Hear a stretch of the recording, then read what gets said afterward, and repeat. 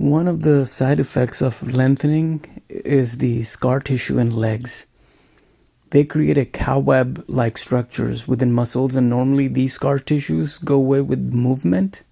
However, in leg lengthening, our movement is decreased, which means that these scar tissues can cause more pain, decreased blood circulation, stiffness, uneven-looking skin, and improper healing.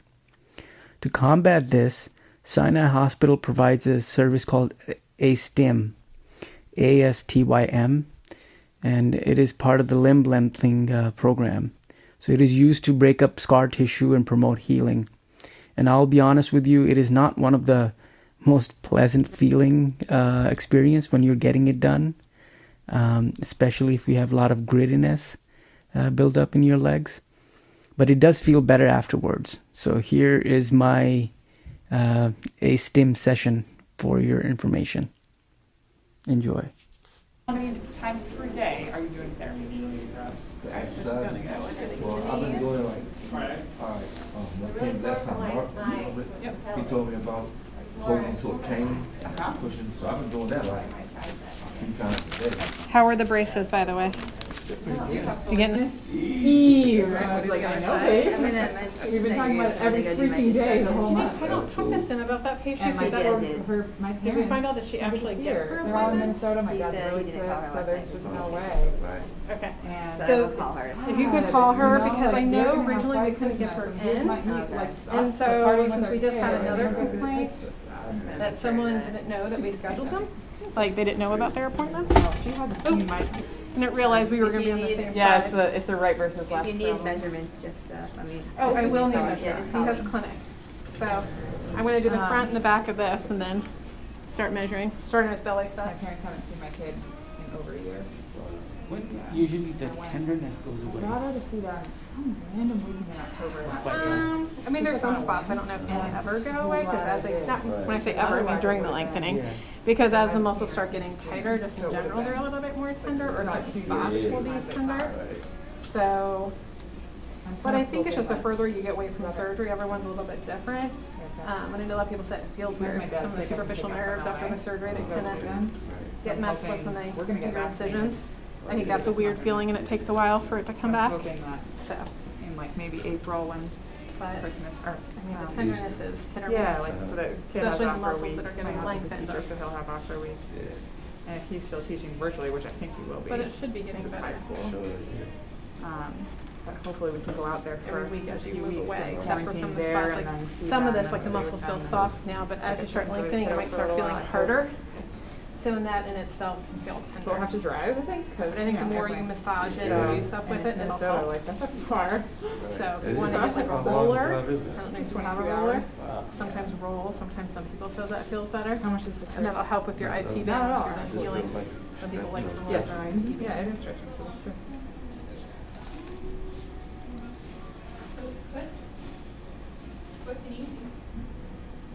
Yeah, I don't even know if we would fly and increase our risk of getting sick. Right. But then quarantine, so then if you didn't get sick, we'd be fine and we'd be faster getting out there. You know, it's just like tough decision. But if we drive, then we could start quarantining while we're driving. You know what I mean? Like rent an RV or something and just stay in it and figure it out. I don't know. Yeah, flying is risky, man. I know you heard about the guy who died. Guy, 62-year-old I man. didn't. You didn't? No, what happened? They were on the flight, I think it was a United flight from Orlando to LA. Yeah. And they said the guy, he was sweaty, and it was like a 62-year-old man. He was not hard, had problems breathing, all kinds of stuff, but he said he was, he said he was good. Right. And he passed out. And they had to stop in New Orleans, or somewhere in Louisiana, I think New Orleans, and there was a doctor on board who was giving him CPR, trying to help him for almost 45 minutes. And he still died, right? The airline said he had a cardiac arrest and died from a heart attack. But he had COVID. Right, they found out that he had COVID. Wait, that guy who gave him CPR breathed his air Right. for 45 minutes. Right, and there were people all on the plane, and they said United Airlines didn't even contact anybody. people finding out about it on the news and stuff like that, you know? That's the worst thing I've ever heard. It's crazy. I think there's a lot of people who fly who have symptoms and don't say anything because they want to Right. get home to where they want to be. Horrible. And there's, I think that's why I won't fly. Is I don't trust people. Right. Yeah, I've been, following the New York Times. Like sometimes they'll interview epidemiologists just for their opinion. Like, what would you do? What would you do? Like if they got vaccinated? And the epidemiologists are still saying they wouldn't fly. Yeah, I wouldn't right Okay. now. I mean, I know when Neil said there was someone on his flight to California who just said he wasn't feeling well and took off his mask because he was feeling lightheaded, and there's nothing that the stewardess can really do when you're in the middle of the flight to like enforce it. I was like, oh my, and so all the people who are near him, like looked if there was space on the plane, asked if they can move back.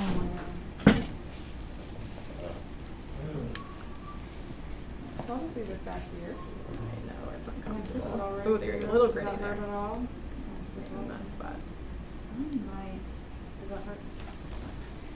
I always felt that this one, as much as it hurts when I was getting it on me, it helped that tightness that you start feeling up in that hip afterwards. And we'll stretch. No, D. Down. Oh, really? Where's down one? All right, torture's over on this side. I might just email them and ask if we can give a couple more degrees extra motion because you're just moving so well that I think we could be stretching a little bit more than that around. A little better there.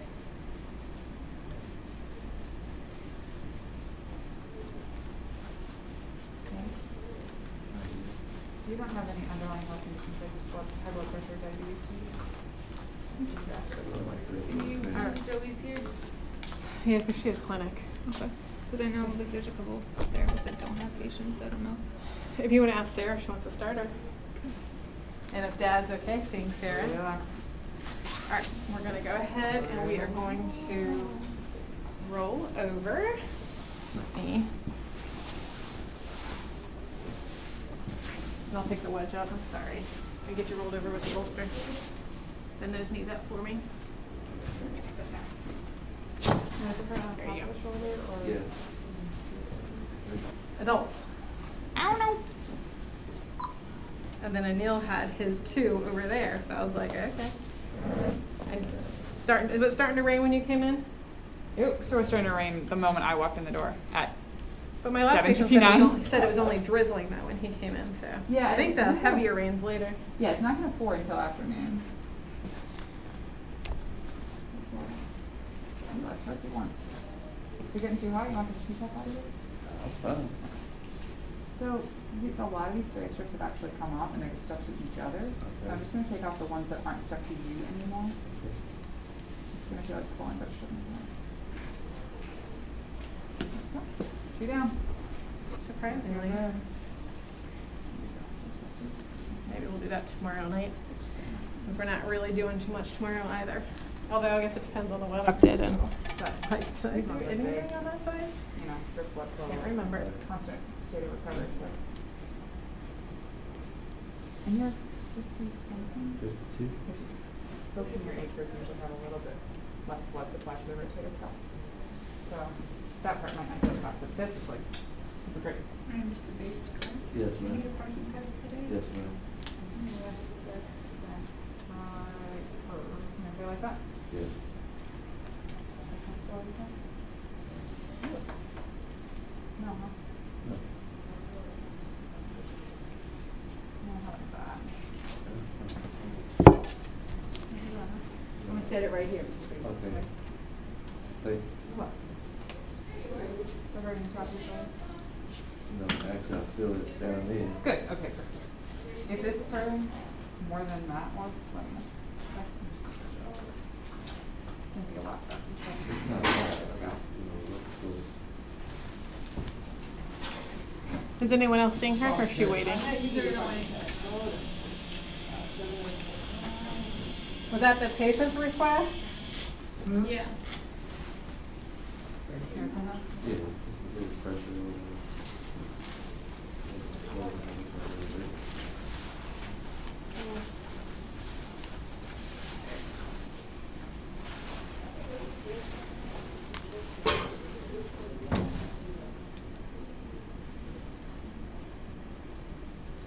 This This is so much better than I want to have someone measure it. I didn't today. Show off how great you are at that. You do.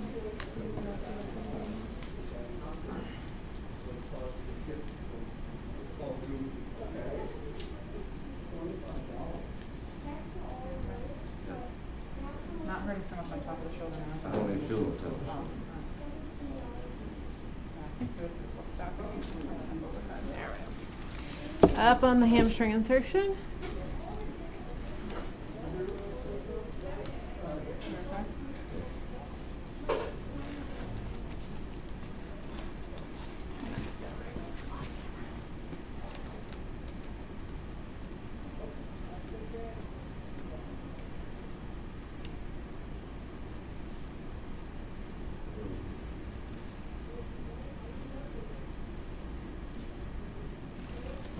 Okay.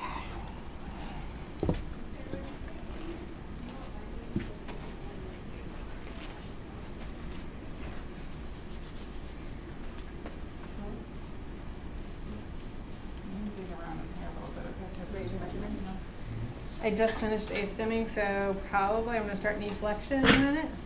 Alright, it's coming. I'm gonna go down to the shoulders. What? I just be on the hall. Down the hall? Yeah. I was trying to see if you wanted to see my next patient, but You didn't want to. It was her decision. I know. That sounds so smug, Sarah.